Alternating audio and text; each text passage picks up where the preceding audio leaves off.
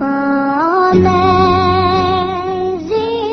grace, how sweet the sound that saved a wretch like me.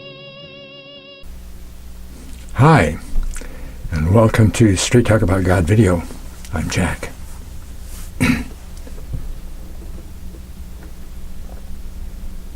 The Noahic covenant.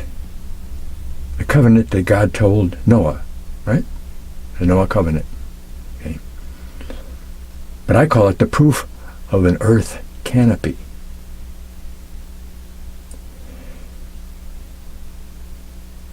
See, what happened was, in my reading and stuff, I came across the Noahic covenant, and then I said, well, wait a minute. That sounds like something brand new. And I thought about it some more, and so what I discovered was a brand new thought for me.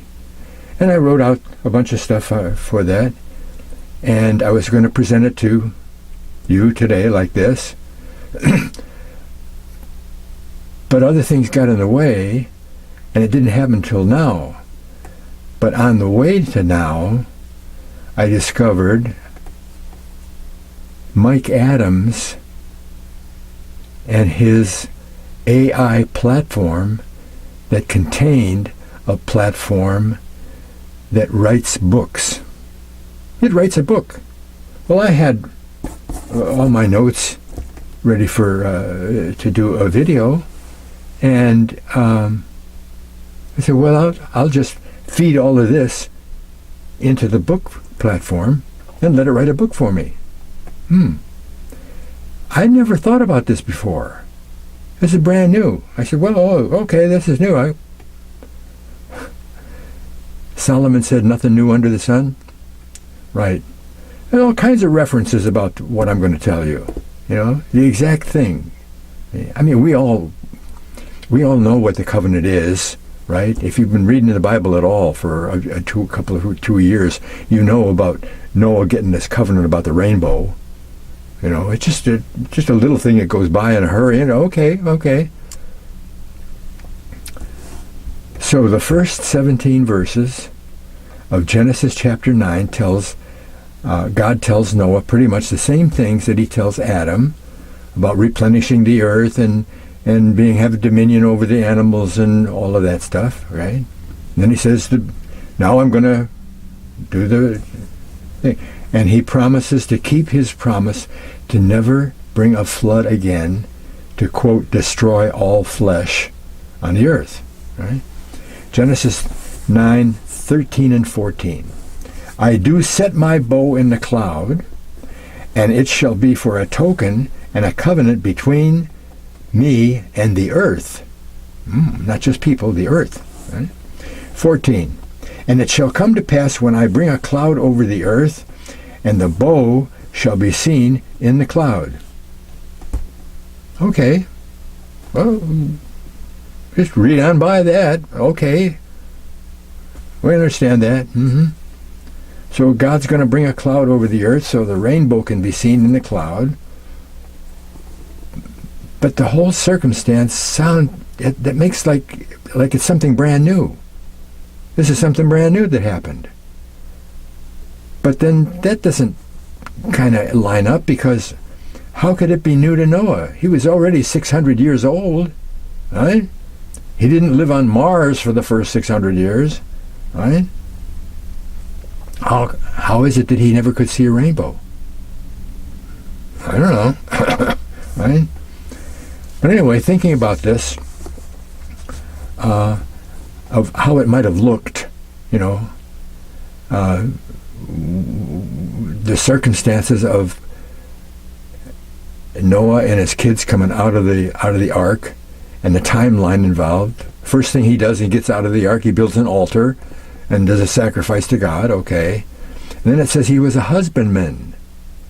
So he planted a garden, food, okay? Well, gardens don't spring up overnight. And later on, it says that Noah drank a lot of the wine from the grapes that he grew, got drunk, and was laying passed out in the tent, with some of his body showing. Ham comes in, says, whoa, and he sees his shame. He sees Noah's shame. Okay, we know what that is. He goes out and he tells on his father to Shem and Japheth, his brothers. Oh, well, what they do, they grab a big piece of cloth or a robe or whatever it was, and they hold it up and back into the tent so they can't see Noah and his shame, and lay the cloth over him, and they exit out of the tent. Noah, somehow, who wakes up, and somehow he knows what happened, and he curses, not Ham.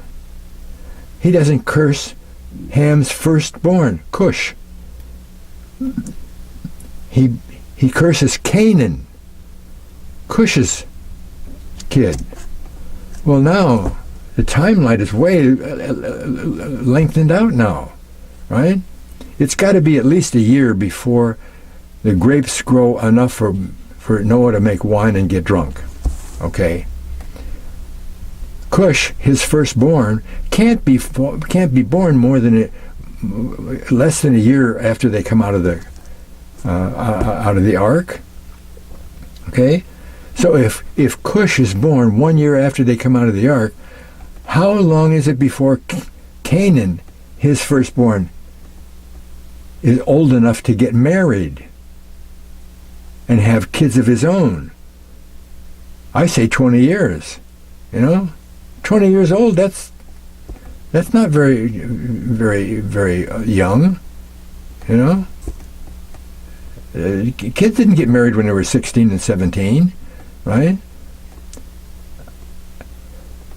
So Cush gets married, has kids when he's 20.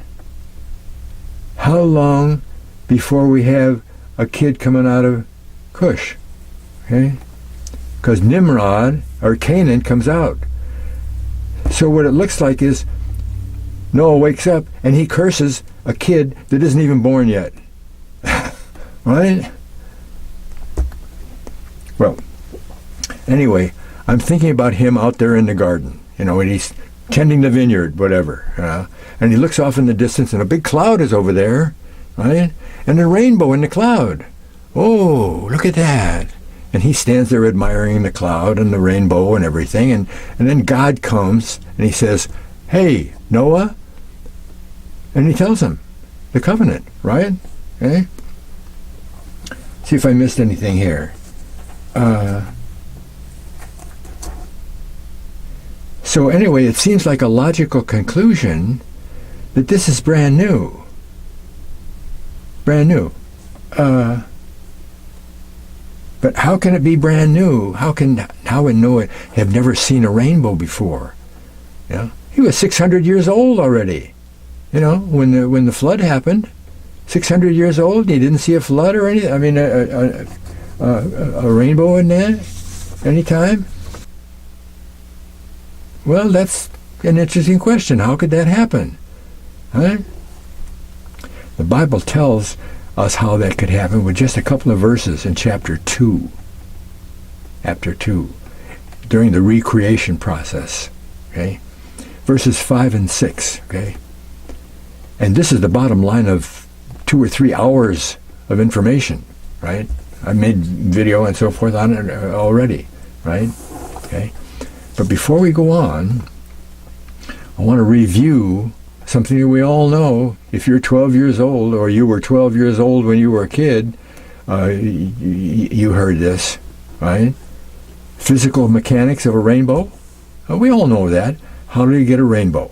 Right? A cloud becomes full of water vapor, and it gets so heavy with the water that the water comes out of the cloud down to the earth. It rains. When somebody on the earth looks during the daytime at the right angle, the sun reflects off of the water vapor that's in the cloud and coming out of the cloud, and it makes a rainbow. Right? Don't we all know that? Fine, okay. What do those two verses in chapter 2 say? 5 and 6. Okay? And every plant, verse 5, every plant of the field before it was in the earth, and every herb of the field before it grew. This is part of the recreation process. Right?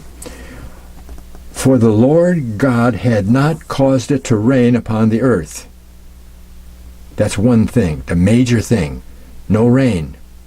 No rain. No. Okay? And there was no man to till the ground.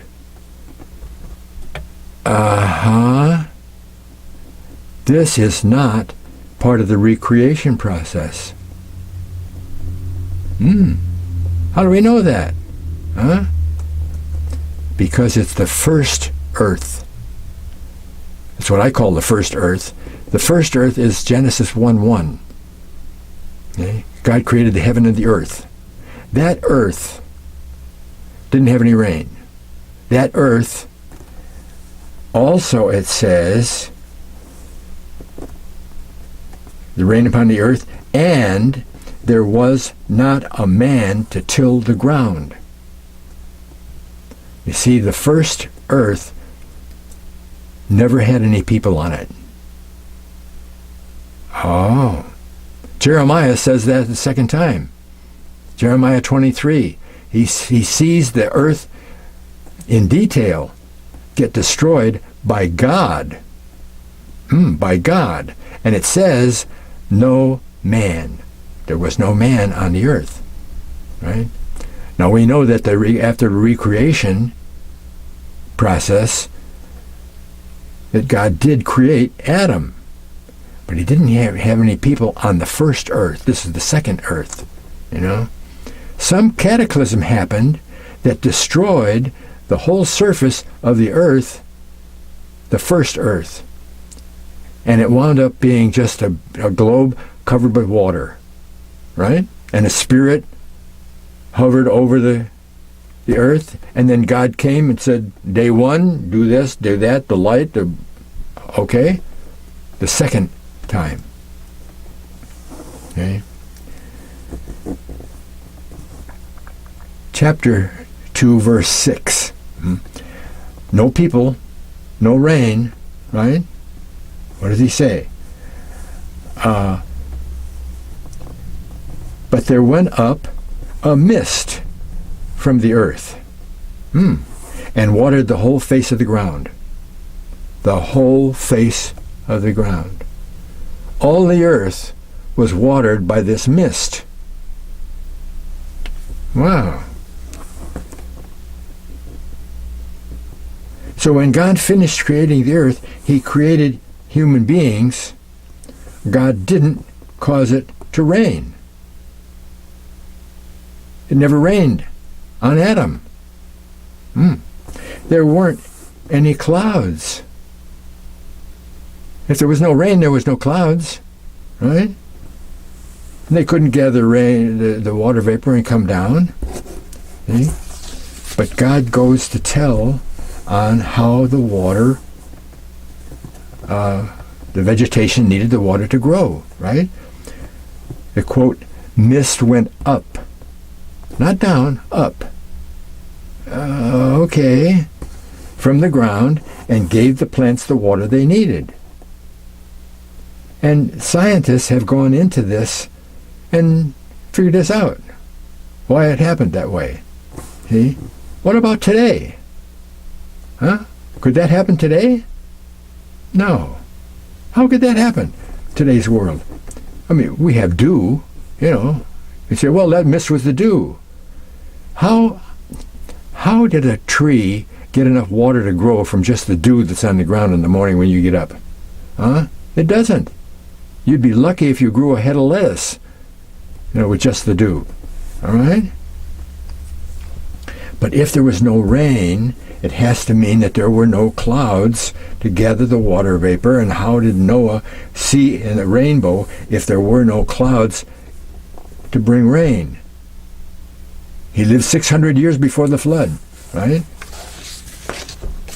As unlikely as it might sound, the first created earth in Genesis 1:1 and the recreated earth in Genesis 1:2 was exactly the same as the first created earth, all right?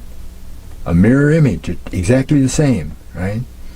It had a thick ice canopy that was completely transparent, that covered the whole earth except at the poles. Ice canopy. Giant ice canopy. Whoa. And that ice canopy would do a host of good things for the earth, and especially for humans and animals and plants. Right? Right?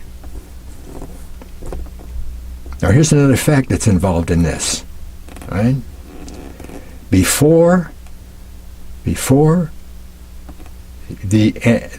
earth got wiped out the second time with the flood, okay, the canopy was there, and you could see the stars through the canopy. The very first civilization that we have a history of that wrote things down and had libraries, right? Clay tablets, that would have been Nimrod. And he was Cush's firstborn, Nimrod, and he was like the first emperor of the earth. Okay, he built cities and did a lot of big, heavy stuff. And they dug up 23,000 clay tablets in the library over there. Akkad and Sumer, those times, all right? One of the tablets that I read in a book, I saw in a book a picture of, had the solar system. 3000 BC, the solar system? Huh?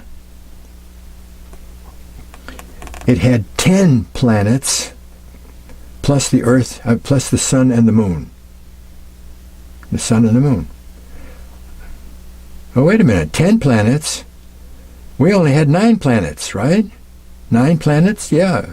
Pluto was discovered at like 1900 or whatever it was, and it was the 9th planet that we saw. Well, how did this 10 planets? Because there was a planet, a big planet, that was situated between Mars and Jupiter. And this clay tablet had all of the planets there in their position from the sun and their relative sizes to each other. It was like a photograph, of the actual solar system. All right? This civilization also had the solar zodiac. They knew all of the constellations of the solar zodiac. How did they know that? Because it came through the flood with a lot of other information, all the library that Noah had. See? It's been reported that Seth, Adam's son Seth, and Enoch were given the solar zodiac by God. They wrote it all down. Well, wait a minute. If they had a big ice canopy over the earth, how did they see the stars through there? Because God made the canopy, and he made it so that they could see the stars, and he would say, you see those 12 stars right there? That just kind of, that's a woman. That's a woman. And she's got a branch in one hand and a sheaf of wheat in another hand, and he's going to be the mother of the Messiah. Because that's what the solar zodiac does. It tells the history of Jesus from his birth to his reign during the millennium 1,000 years later, or 1,000 years after Armageddon, right?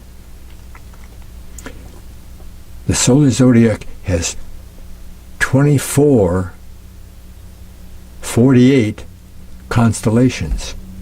12 major constellations, but each major constellation has 3 small decans, call them side decans, small constellations that make up the story a little bit more detail. So it's not a woman laying down having the virgin birth. It tells what the virgin birth is going to be about, you know. The Bible calls Jesus the branch a whole bunch of times. Okay? So that's the thing. So, they could see the zodiac and be told by God, that's a woman, that's a ship, that's the Big Dipper and the Little Dipper. We call them Ursa Major, Ursa Minor, the bears.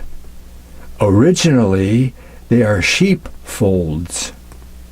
You know, the dipper has a cup and a handle. The handle is a line of sheep going into the sheepfold. That's what it was, all right?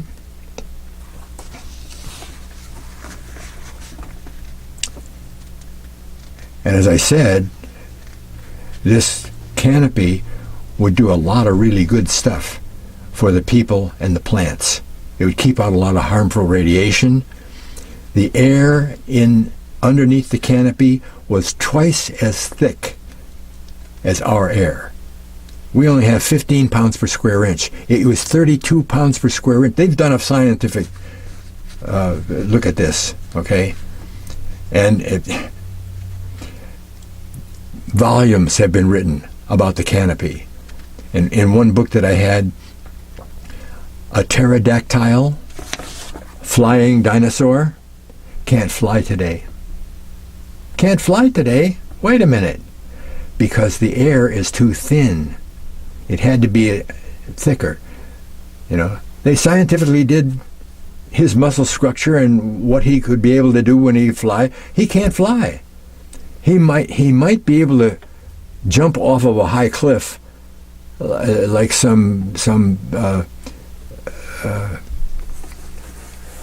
parachute person, you know, glider or whatever. But he couldn't fly. He couldn't stand up and say, flap your wings and fly, because the air isn't thick enough, right? And where did the water above come from? God created an expanse, a firmament, an expanse to separate the waters below from the waters above. The main reason that the flood happened, and it said the windows of heaven, well, the windows mean something you can see out of, right? You can see past the windows, right? That was the canopy. Windows of heaven, somehow or other, got broken up, and all that ice water became water, and flooded the whole earth, okay? And that's basically what happened to the first earth, because a cataclysm that happened was when God destroyed that planet that became the asteroid belt, right? And when that planet exploded, it was a big planet, you know. Asteroids went out in all directions, right? Wiped out the whole surface of Mars. Nothing left but a couple of pyramids and some of the pyramids and the face on Mars, all of which were built by fallen angels. And the planet Rahab, look that up in the Bible. Planet Rahab was the headquarters of Satan and his rebellious angels, until they said, well, we're going to be better than God. And God said, no, you're not. And he exploded the planet and wiped everything out. And there was enough of those asteroids left over that it came and it busted up the canopy and wiped out everything that was on the earth, and there was nothing left but the water. JAX, J-A-X, JAX185 LT, waters above. Okay. Interesting stuff. No rain, no rainbow before the flood. That's why it was a brand new thing for Noah. He said, "What? Oh, look at that." Thanks a lot for listening, watching.